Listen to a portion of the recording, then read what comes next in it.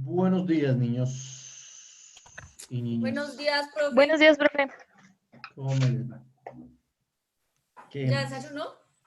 Claro, hace rato. ¿Y tú, Ninel? ¿No te has Guau. peinado? Todavía no te has peinado, ¿cierto?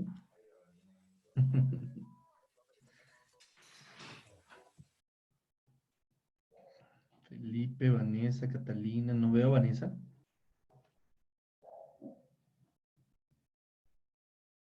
Vanessa. Hola, Vanessa. Buenos días, profesor. Buenos días, Vanessa. Luciano.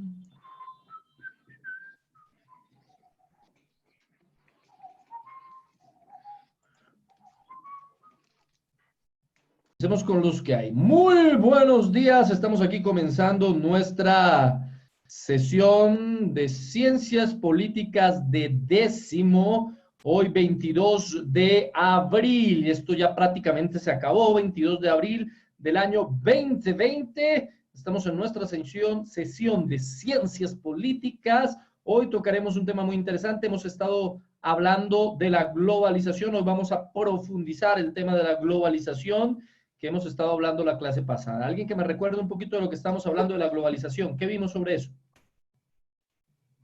Saquen el cuaderno, sí señores. Cuaderno de políticas, por favor. No veo a Karen, Andrés. Ah, bueno. Andrés, Que es un proceso de integración de mercados y empresas. Ok, Andrés. Que es ¿Qué manejada más? por el neoliberalismo.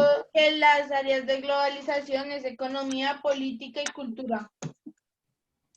Ok. ¿Qué estaba diciendo la Serna que no lo escuché? No, pues, profe, que es manejada por el neoliberalismo, pero pues, muy general. Bueno, el neoliberalismo, digamos, es el modelo económico por excelencia de la globalización, Sí. ¿cierto? Bien. Miremos a ver de aquí qué fue lo que alcanzamos a ver. Segundo, por favor. Un segundo, por favor.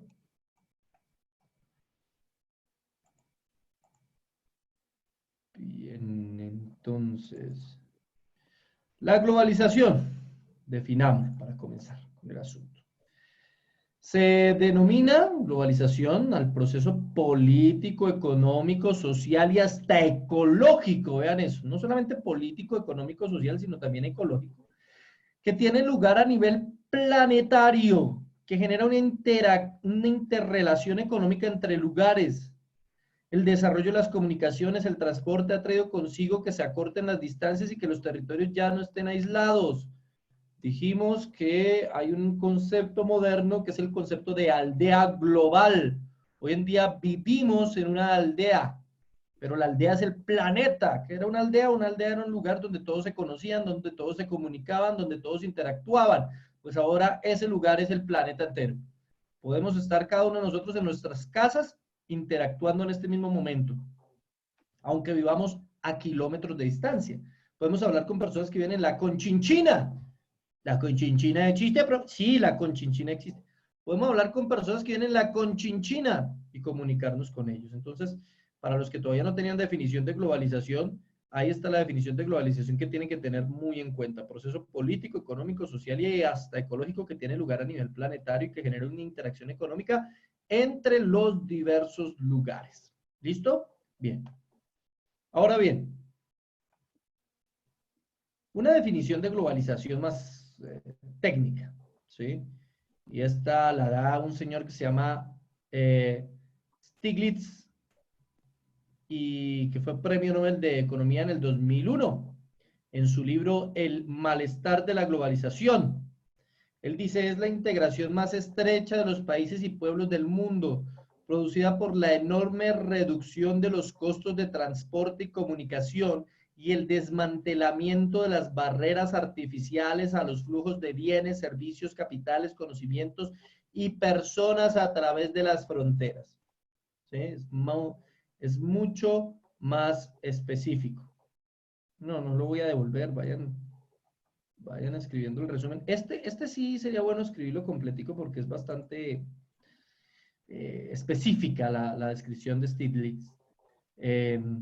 Integración más estrecha de los países y de los pueblos del mundo producida por la enorme reducción de los costos de transporte. Hoy, transportarse de una esquina del planeta a otra esquina virtualmente no es tan costoso, ¿sí? Usted puede ir en 2, 3, 4, 5 millones de pesos, tomar un vuelo y llegar a cualquier parte del mundo. Ese dinero puede parecer mucho para nosotros si no lo tenemos, pero en antaño un viaje como esos duraba meses. Así que para irse durante meses, pues hay que tener los recursos de meses, ¿sí? Y aparte irse en diferentes medios de transporte, en barco, en caballo, a pie, era algo muy difícil. Así que solo hoy en día realmente la globalización puede ser una realidad. Como lo dijimos en la clase pasada, la globalización ha sido un deseo de muchos desde hace mucho tiempo de la historia. Pero hoy, solo hoy, por la reducción de costos, por el desplazamiento de las barreras artificiales de bienes y servicios, es decir, de los impuestos que se le ponen a las cosas, solo hoy la globalización puede ser una realidad. Puede ser una verdad la globalización en el día de hoy. ¿Bien?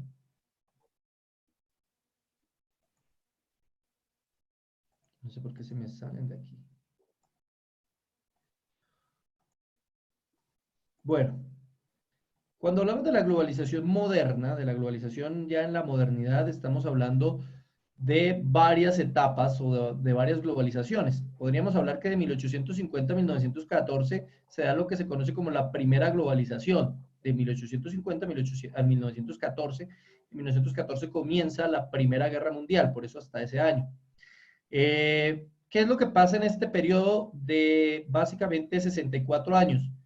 Hay políticas en diferentes países de nuevas tecnologías, surgen nuevas tecnologías de transporte y de comunicación. Es entre 1850 y 1914 que aparece el cine, que aparece la radio, que aparece la televisión, que aparece el teléfono, que aparece el telégrafo. Entonces, todas estas nuevas tecnologías hacen y permiten la integración global como nunca antes en la historia. ¿Sí? Comienzan los grandes avances, es la primera globalización.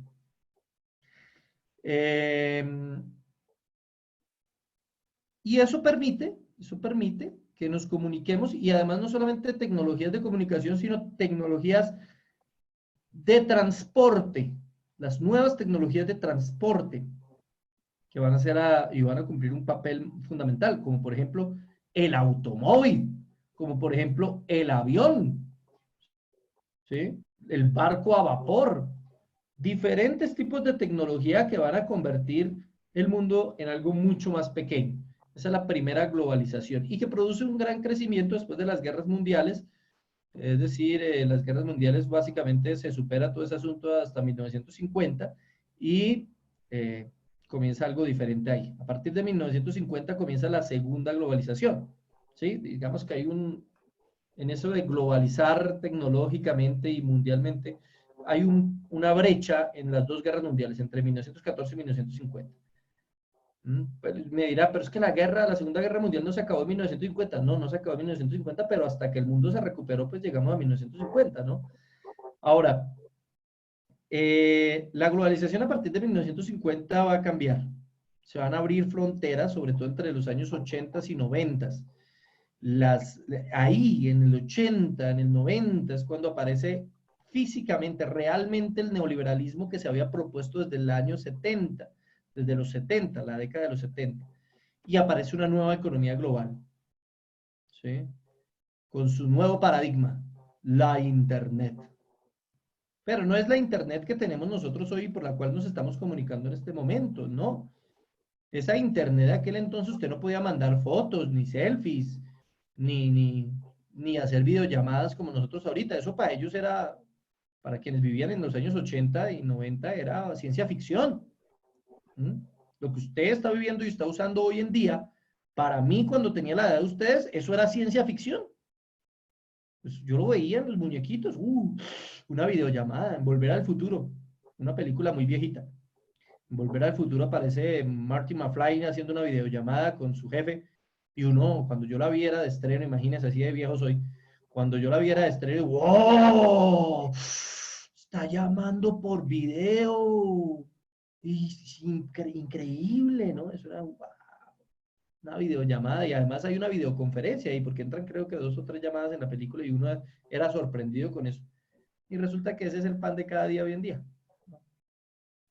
Eso es lo que hoy en día vivimos, gracias a la globalización desde los 80. Pero entonces el Internet de aquella época era un Internet diferente. Usted lo que mandaba era texto, escrito, ni siquiera un archivo de Word o un archivo de Excel, ¿no? Al principio ni Word ni Excel existían. Usted mandaba era texto escrito en Lotus, era ¿cómo se llama? Es un sistema operacional, ¿sí? Y eso ya era un avance increíble, mandar un archivo desde aquí hasta cualquier parte del mundo, un escrito desde aquí hasta cualquier parte del mundo, eso era algo wow. Y comienza ahí entonces la última etapa de la globalización. Bien. ¿Por qué es tan distinta y qué hace distinta la globalización hoy? Primero, por la profundidad y extensión de los intercambios llegados a todos los rincones del planeta, gracias a las nuevas tecnologías. Eso hace que la globalización de hoy sea muy distinta a la globalización de la primera o la segunda fase.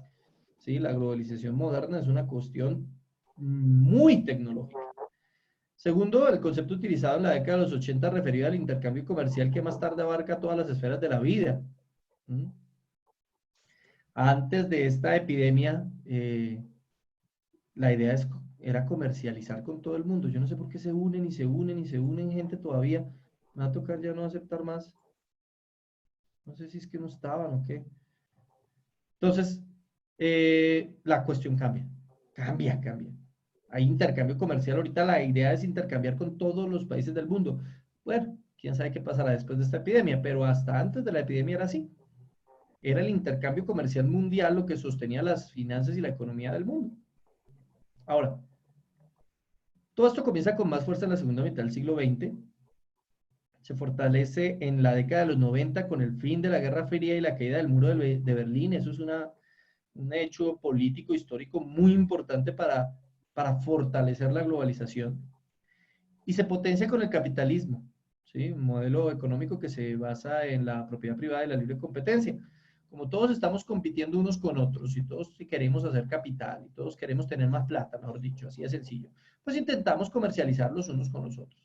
Eso hace que haya apertura económica, apertura de fronteras y una facilidad más grande para llegar a nuevos mercados, ¿no? Entonces es importantísimo todo eso. Las nuevas tecnologías y todo lo que está usando, eso hablamos un poquito. Entonces en los años 90 ya se profundiza con los viajes, comunicaciones, productos de nuevas tecnologías como internet, telefonía satelital, evolución de los medios de transporte y este invento maravilloso que usted tiene ahí en su mano, el celular invisible. Véalo. ¿Dónde está? Ahí está. El celular invisible. ¡Oh! Soy un mago, vea. Aquí lo tengo, ¿sí? Desaparece.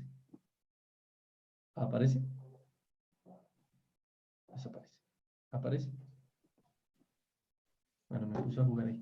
Entonces, ese aparato, el celular, va a tener unos adelantos y va a traernos una cosa, ya no es un teléfono, o sea, uno usa el celular para todo, menos para llamar, o sea, ¿sí se han dado cuenta? Uno lo usa para la clase, uno lo usa para escribir WhatsApp, para meterse al Facebook, para ver en el YouTube, para ver en el Netflix, para ver, sí, para una cantidad de cosas, menos para llamar. Rara vez uno usa un teléfono para llamar. ¿Sí? Y eso que las llamadas ya son gratis, porque desde que usted tenga internet, usted puede llamar gratis al que sea. Entonces, miren cómo esto va a traer, y está trayendo, y ha traído, después de los 90, una revolución. Primero vino la 1G, la primera generación de celulares, que básicamente era solo llamadas. Y eran unas vainas así grandotas que le llamábamos panela. Un celular grandote, que eso era una cosa inmensa. Luego llegó el 2G. Ya eran un poquito más pequeñitos y ya tenían mensajes de texto. Luego llega el 3G. Eso fue una innovación. Eran chiquititos, mensajes de texto, conectividad a internet, ¿sí? Y cada vez eran más chiquiticos y más chiquiticos y más chiquiticos. La gracia era tener un celular chiquitico Pero luego llegó 4G. 4G, lo máximo. Usted puede comunicarse por internet. Pero lo que viene es el 5G. El 5G va a ser una cosa espectacular. Ya hay 5G. Ya hay tecnología 5G en Corea. Ya hay tecnología 5G en varios lugares de Europa. Eso nos va a conectar totalmente con el mundo. Una conferencia como esta es que difícilmente se ve y que a veces se vara, ¿sí se han dado cuenta? Y que a veces como que quedo yo así. Ajá. Y dice, ¡ay, se bugueó, profe! ¿Sí?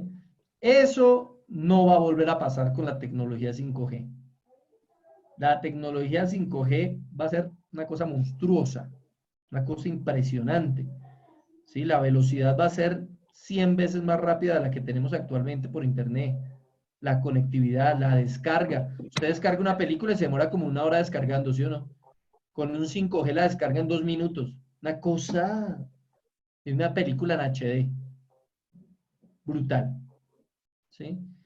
Interconexión física, interconexión virtual, la aldea global, que son conceptos que ya nosotros hemos tocado anteriormente. Bien. Entonces, en interconexión física, contacto a nivel mundial a través de los medios de transporte terrestre, aéreo y naval, eso ya sucede. Aumento de los desplazamientos y disminución de los tiempos y costos de traslado, que era lo que hablábamos en la clase anterior. Sí, aumento de desplazamiento. La idea con la globalización es que todos nos movamos a todas partes del mundo, recorramos el mundo, hagamos negocios con todos los países del mundo. Pero ahora con esta epidemia, si no encontramos una vacuna, entonces nos toca meternos en la casa. Ustedes saben la plata, el platal que está perdiendo o están perdiendo las aerolíneas del mundo con esto. Una cosa monstruosa. ¿Mm? Intercambio comercial, contacto en el plano físico, era la idea, ¿no? Unirnos entre todos, pero ahora, quién sabe ahora cómo va a ser la cosa. Obviamente interconexión virtual, fibra óptica, conexión satelital, cable. Y aquí llegamos a algo muy importante, nuevos escenarios comerciales. Empresas transnacionales buscan ventajas competitivas en otros territorios con menores costos de producción. ¿Sí? Entonces, ¿qué están haciendo las empresas? Las grandes, las transnacionales, las multinacionales, las que están en muchos países. ¿Qué están haciendo actualmente? Dicen, bueno, por ejemplo, yo soy General Motors y hago camiones. Entonces digo, ¿dónde me queda más barato hacer el motor? Ah, en México me queda barato. Listo, voy a hacer el motor en México. Y hacen el motor en México. ¿Dónde me queda más barato hacer la carrocería? En Colombia. Listo, hagamos la carrocería en Colombia. ¿Dónde me queda más barato armarlo? Me queda más barato armarlo en Perú. Listo, entonces lo armo en Perú. O sea, arman, estas transnacionales cogen su producto y arman un pedazo en un lado, otro pedazo en otro lado. Además hacen subcontratación. Es decir, ellos se dieron cuenta que ya no necesitan estar en un país o depender de un país, sino estar en muchos países. Buscan ventajas económicas donde les salga más barato producir. Por eso muchas de estas transnacionales producen en la China y la India. Porque allá el tema económico es mucho más barato en cuanto a mano de obra. La mano de obra es supremamente económica. ¿Por qué es supremamente económica? Porque hay muchos, 1.400 millones de chinos con todo y coronavirus. Con todo y coronavirus. Entonces eso les permite a ellos estar en diferentes lugares del mundo. Además hacen subcontratación, contratan a otras pequeñas empresas para que hagan lo que ellos ya no quieren hacer en su empresa. Pueden tener su empresa, la central de su empresa en Estados Unidos, pero subcontratan en la India para que otros hagan parte del proceso productivo. Así ellos ganan más dinero. Esas compañías por eso son tan poderosas. Hoy estamos hablando de que las transnacionales, como lo dije en la clase pasada, son más poderosas que los estados. En este nuevo escenario aparecen instituciones internacionales que permiten acuerdos entre países como el Fondo Monetario Internacional, el Banco Mundial y la Organización Mundial del Comercio. ¿Sí? Son instituciones a nivel mundial que permiten o que interceden o que llegan a acuerdos con diferentes estados o países para prestarles plata. ¿Ustedes han escuchado hablar de la deuda externa? ¿No saben qué es eso? Sí, Creo que sí. Más o Es menos. la deuda por préstamos de los otros países, ¿no? Pero, ¿no es al Banco Mundial? O bueno, ojo, ahí es donde está el asunto. Nosotros no le debemos casi nada a otros países. Por ejemplo, toda la plata que Estados Unidos nos ha mandado, de esa plata no le debemos casi nada, porque casi todo fue voluntario y fue el Plan Colombia y nos mandaron plata para combatir supuestamente el narcotráfico. ¿A quién le debemos entonces? Al Fondo Monetario Internacional, al Banco Mundial, a la Organización Mundial del Comercio. A esos son a los que le debemos realmente. Profe, ¿y quién coordina o quién lidera esos bancos? ¿Quién es el encargado de que no haya corrupción en esos bancos?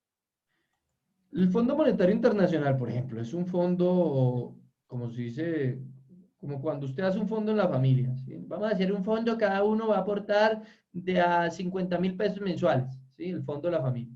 Entonces, si cada uno de la familia aporta 50.000 pesos, el fondo tiene un capital. ¿Cómo produce el capital? ¿O cómo hace crecer el capital del fondo? Pues invierte la plata en algo. En los fondos familiares son préstamos. Le presta la plata a alguien, generalmente de la misma familia, y la paga con intereses.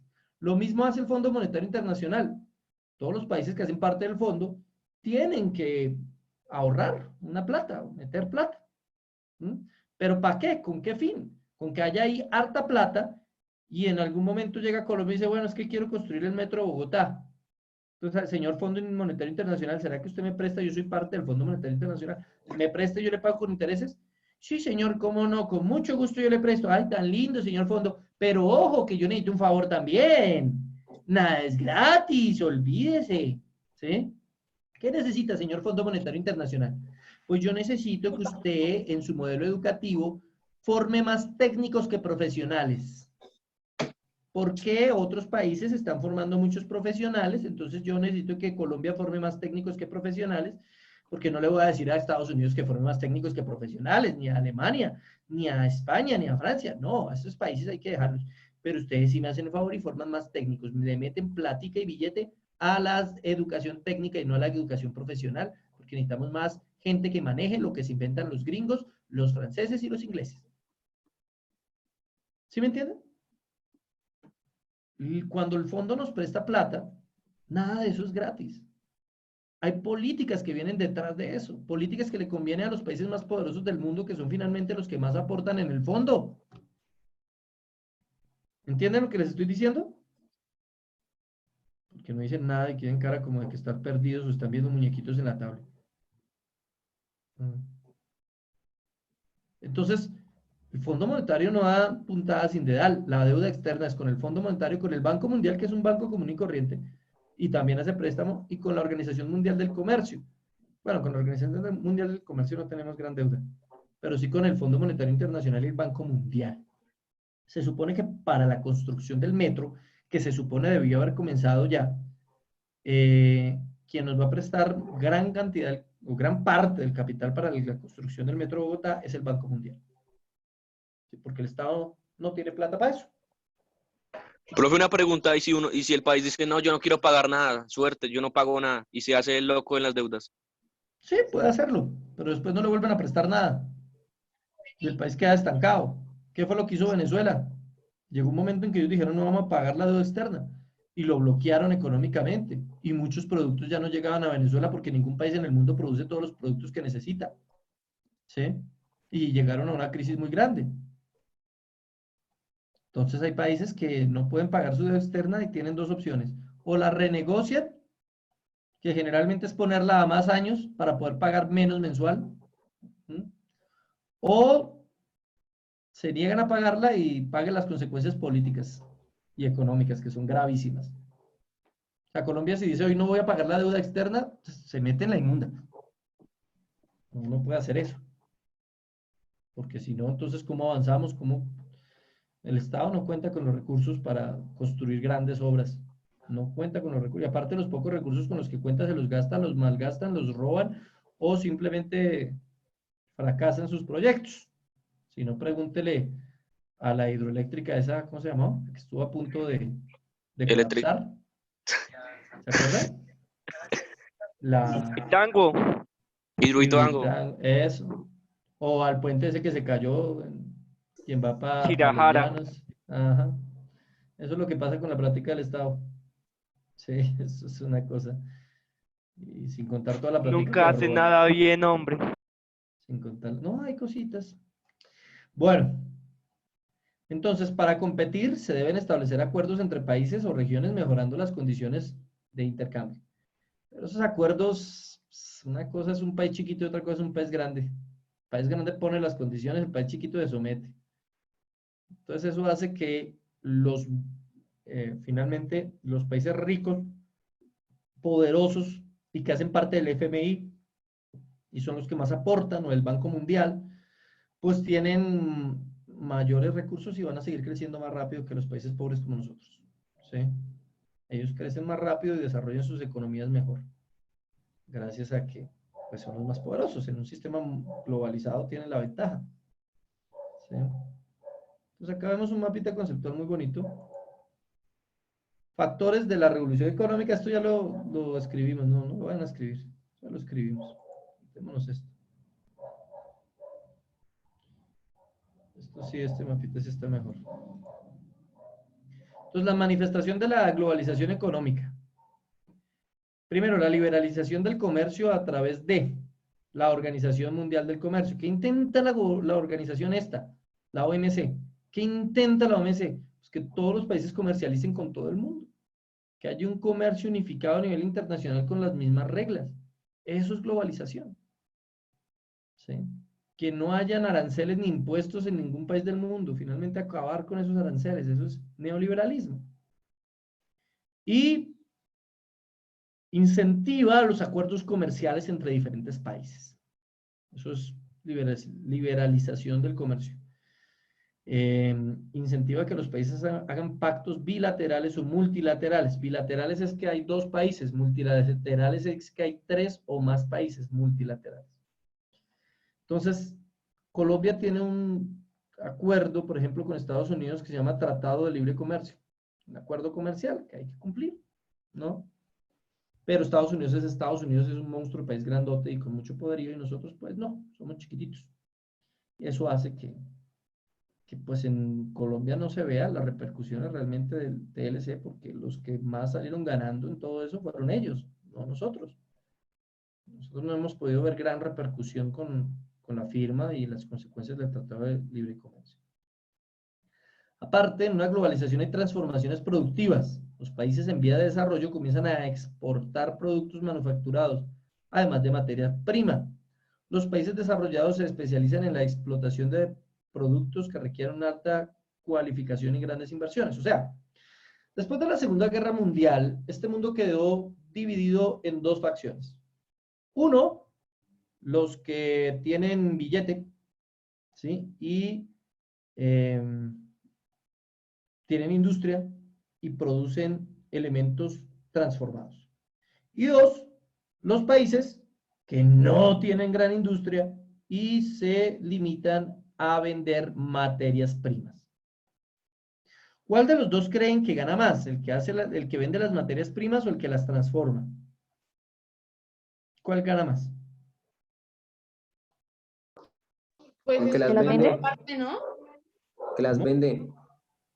Las vende, pero es que la pregunta no es el que las vende, sino el que vende materias primas o el que vende productos transformados. ¿Cuál gana más?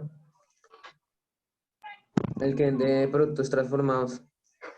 El que vende los productos transformados, ¿no? El que coge la materia prima y los transforma en otra cosa. Le da valor agregado y por lo tanto gana más. Pues después de la Segunda Guerra Mundial hay unos países que se quedan en esa posición y otros países que nos quedamos en la posición simplemente de producir materias primas. Colombia, ante los ojos del mundo y de la OMC, está diseñada para producir materias primas y para enviarla a otros países. Por eso nosotros no vendemos el café, sino en pepa, bultos de café, y le vendemos el café en bultos de café a Nestlé, y Nestlé hace Nescafé y no lo vende. Qué estúpido. ¿Se dan cuenta de la ruta? Nosotros le vendemos el café, ellos hacen Nescafé y nos lo venden a nosotros y a otros países. Y obviamente Aguanta. mucho más caro. Aguanta para ellos. Pues sí, ¿no? Para los suizos. Son los dueños de Nestlé. Pero así- digamos, acá en Bogotá solamente se puede probar así café puro como en Starbucks o Juan Valdez, sí, la por así verdad, decirlo. ellos, El miren café lo de Starbucks irónico. no es puro. Starbucks y Juan Valdez, bueno, Juan Valdez no, pero Starbucks sí, hace algo muy chistoso. Importa café en Colombia. Importa café en Colombia. Es ridículo. Y gran parte de ese café ni siquiera es colombiano. Es café vietnamita, alterado genéticamente para saber parecido al Malísimo. colombiano. Eso lo alteran genéticamente para ser dulce, porque el café más dulce del mundo es el colombiano. ¿Mm? En cambio, Juan Valdez sí utiliza el café nuestro dulce, un café más rico. ¿Mm? Pero es muy raro, o sea, la gente, usted ve esos Starbucks llenos. Yo recuerdo cuando inauguraron el primer Starbucks aquí en Bogotá, ¿se acuerdan? Una fila Más o larguísima menos. una fila Eso era larguísima, todo larguísima. lleno. Sí, la gente haciendo fila para tomarse un Y un tinto. man vendiendo tintos, ¿no era? Ah, y un man vendiendo tintos en la fila, sí. Estaba vendiendo tinto a los que iban a entrar a comprar tinto. Eso solo pasa aquí, qué cosa tan rara. Entonces, se requiere transformaciones en las formas de producción y realmente después de la Segunda Guerra Mundial la forma de producción fue así. Países que producen materia prima y países que producen productos elaborados. Y nosotros quedamos en la zona de materia prima, es decir, en la zona pobre. ¿Mm? Si queremos salir de la zona pobre, nos toca convertirnos en industrializados. Nosotros, Profe, por pero ejemplo, ¿de qué formas podemos hacerlo? Pues por así decirlo, ¿no? invirtiendo en industria, esperando, bajando, um, invirtiendo más bien en la formación industrial y apoyando la industria, sobre todo la pequeña y la mediana industria, la gran industria no tanto, pero la pequeña y la mediana sí, apoyándola, haciendo inversión, permitiéndoles créditos a bajo costo, Pero, patrocinando, subsidiando, debería ser. pero digamos, nuestro modelo político sí lo permite, por así decirlo, o sí lo aplica. Claro, claro. Pero Nosotros podemos entonces, ¿cuál hacer es la embarrada? ¿La corrupción? la corrupción por un lado, los intereses de los grandes empresarios por otro, ¿sí? Porque es que los grandes empresarios quieren mantener su monopolio de producción y entonces no han dejado que los pequeños y medianos empresarios salgan adelante. Los grandes empresarios tienen impuestos muy bajitos y los pequeños y medianos empresarios tienen impuestos muy grandes. ¿Mm? Entonces es increíble que el Estado lo sostengan los pequeños y medianos empresarios y no los grandes empresarios, porque acá hay empresas enormes, grandes, poderosas. ¿Sí? Todas las de Ardila Lule, todas las de Santo Domingo, todas las de Sarmiento Angulo, todas esas empresas son poderosísimas.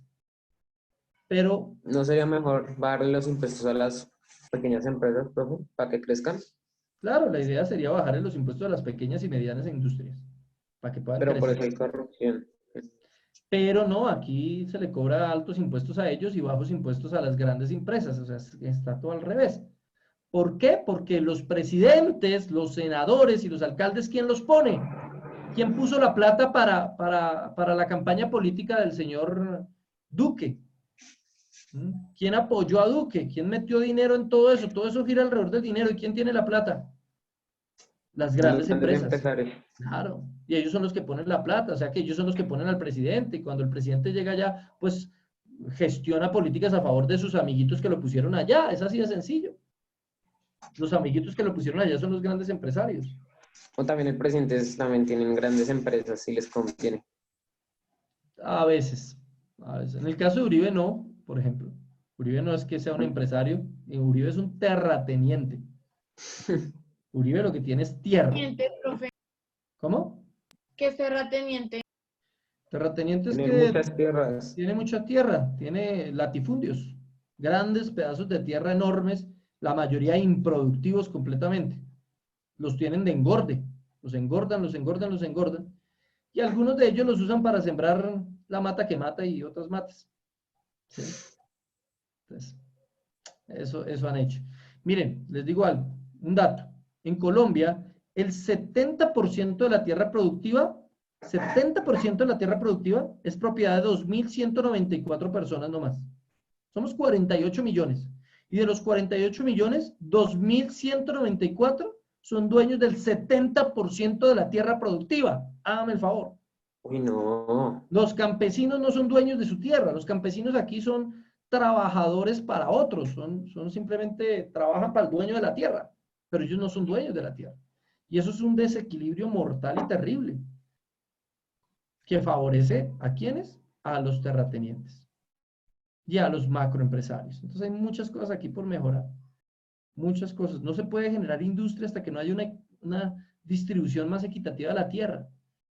También se necesita distribuir más equitativamente la tierra para poder generar y construir una mejor industria. Si no, aquí nos vamos a quedar. ¿Sí? Otro dato, incremento del mercado financiero, crecimiento del mercado de capitales para respaldar las transacciones comerciales e inversiones. Eso sí se ha hecho en Colombia y muy bien. Muy bien. Acá el mercado de capitales ha crecido, se ha respaldado las transacciones comerciales. ¿Y cómo se hace? Con los bancos. Aquí sí hay un buen negocio, señores y señoritas, son los bancos. ¡Qué negociazo! ¿Sí? Bancolombia, Banco de Bogotá, el Grupo Aval es un grupo poderosísimo. El Banco de Colombia es el banco más grande del país. Y acá tenemos otros bancos extranjeros como el BBVA, como el Citi, como el Helm, como el Pichincha, bancos extranjeros. Aquí la banca es un negociazo porque aquí la banca es muy favorecida, aquí les dan de todo. Sus amigos banqueros son los que tienen la plata, entonces el gobierno se arrodilla a los pies de los banqueros. Y no pregúntele al 4 por 1000. Cada transacción que uno hace son 4 pesos por cada 1000 pesos de transacción para los O bancos. si no, que le dan la plata que de ayuda para que metan crédito. Por ejemplo, esa es una buena intervención, ¿no? ¿Cómo es la ayuda que están dando los bancos? Supuesta ayuda que están dando los bancos. Créditos. Le damos un crédito y nos lo paga a 36 meses, a no sé cuántos meses, con una baja tasa de interés. Entonces, si usted está en crisis ahorita y no tiene plata, usted pide 2 millones de pesos de crédito y cuando termine la crisis usted comienza a pagarlo y cuando usted se dé cuenta terminó pagando como 4. ¿Me entienden? La banca aquí en Colombia no pierde, pero por nada. Por nada. Aparición del mercado continuo gracias a mejora de sistemas de comunicaciones. Eso en Colombia no está muy bien. Esa aparición del mercado. Sí, hemos intentado meternos en el mercado internacional. Hemos hecho tratado de libre comercio con Estados Unidos. Hemos hecho tratado de libre comercio con países centroamericanos. Hemos hecho tratado de libre comercio con Europa. Estamos negociando diferentes tratados en Centro y Suramérica. Nos metemos ahí, pero es que Colombia está tan poco desarrollado en comunicaciones, tampoco. Por ejemplo, aquí todavía tenemos disque banda ancha. Todavía nos venden banda ancha y les parece eso gran cosa. Los países avanzados ya no usan banda ancha. Ellos usan es fibra óptica todo el tiempo. Fibra óptica. Lo difícil que es tener fibra óptica aquí. Y eso por no hablarles de las carreteras, las comunicaciones por medio de transporte. El transporte está quedadísimo. La mayoría de grandes países del mundo y países industrializados tienen líneas ferroviarias por todo el país movilizando mercancía. Nosotros, tren, uno ve un tren y eso es como una curiosidad, ¿sí o no? ¡Oh, un tren, qué chévere! Ah, yo quiero montarme en el tren, yo quiero montarme en el tren. ¿A uno le parece algo tan raro un tren? Estaba en Buenos Aires yo en enero de este año y allá tienen línea de tren, tienen metro, tienen de todo. En la ciudad una línea de tren que los lleva de extremo a extremo de la ciudad y en conexión con otras ciudades. De la capital podíamos ir a Ezeiza, podíamos ir a Matanza, podíamos ir a otras ciudades que quedan cerca en tren. Llegábamos en 15 minutos, 20 minutos de la capital. Colombia no, acá un tren es, un tren. Mi hijo que estaba conmigo allá, emocionadísimo montando en tren. La gente nos miraba como raros, ¿estos qué? ¿Nunca han montado en un tren?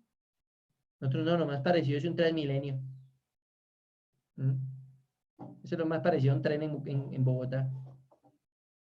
Y aparte nuestras carreteras, vendimos ISA o el señor Juan Manuel Santos vendió ISAGEM para construir carreteras 4G y así promover el comercio internacional. Y las carreteras, sí, se construyeron algunas carreteras 4G. 4G quiere decir que tiene que tener 2 carriles de ida y 2 carriles de venida. 4 carriles.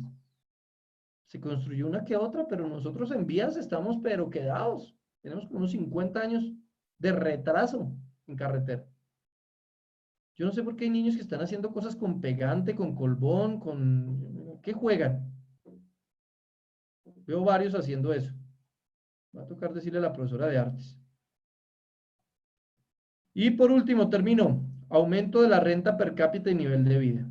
Aumento de la renta per cápita y nivel de vida. Este fenómeno podrá persistir si se encuentran soluciones a los problemas estructurales que plantea la globalización. O sea, la idea finalmente de la globalización es que el nivel de vida de todos suba, que sea más grande, más amplio el nivel de vida. Cosa que, pues sí, el nivel de vida en Colombia ha mejorado. No podemos decir que no. El nivel de vida en Colombia mejoró un poquito. Un poquito. No mucho. Pero mejor. Sí. Bueno, niños, en esta hora que les hace falta, les voy a dejar un link aquí en el chat. Ese link que les dejé en el chat, ustedes ahora entran a ese link, miran el video que está ahí, escriben un resumen detallado sobre ese video y me lo envían antes de las 10:30. ¿Qué? De las 12. 10:30 pasa. Antes de las 12. Por la agenda, profe, ¿no? Sí, por la agenda. O sea que tienen Buen año. 45 minutos para mandarme eso. ¿Listo? Ahí les Profe, dejé el link. ¿por dónde lo mandó? Por el Profe, chat no de me aquí. llegó nada del No, chat. no llegó nada. ¿Cómo así? Espera a ver. Llegó nada. Ah, es que está en... Le llegó solo a Andrés. Ya. Preferencia, no. Ya. ¿Ahora sí? Y Eso. Ahora sí. Copien el link. Guárdenlo antes de que yo cierre esta sesión. Y nos vemos la próxima semana más cuenta chiste. Ah, no, esperen, todavía no. Esperen que me falta llamar línea. Llamar lista. Entonces, rápido. Arroyo. ¿Está Arroyo? No la vi. Profe, dura 4 minutos y 5 segundos. Así es. Bermúdez. Bermúdez. Presente. Ah, ok. Borja la vi. Casas Valeria. Sí, la vi. Castellanos Laura. Castellanos. Presente. Ok. Castrillón. Castrillón no está. Presente. Ah, Qué pena, profe, tenía el presente, micrófono bueno. apagado. Chaparro Juan Ángel. Presente. Ok. Cristancho. ¿Está Cristancho? Presente. Gamba la vi, Garcés lo vi, La Rota lo vi, La Serna lo vi, Mora no está. Ya, qué raro, Mora faltaba 2 sesiones ya. Moreno Usted no envió Cristian, eso. Cristian Presente. Moreno, Presente. Moreno Kevin, ese no estuvo. Perdido. Perdido, otro Profe, perdido. Brian ha faltado casi en todas las clases. O sea, desde la semana Chismoso. pasada que comenzamos. Desaparecido. Desaparecido. Pedroso,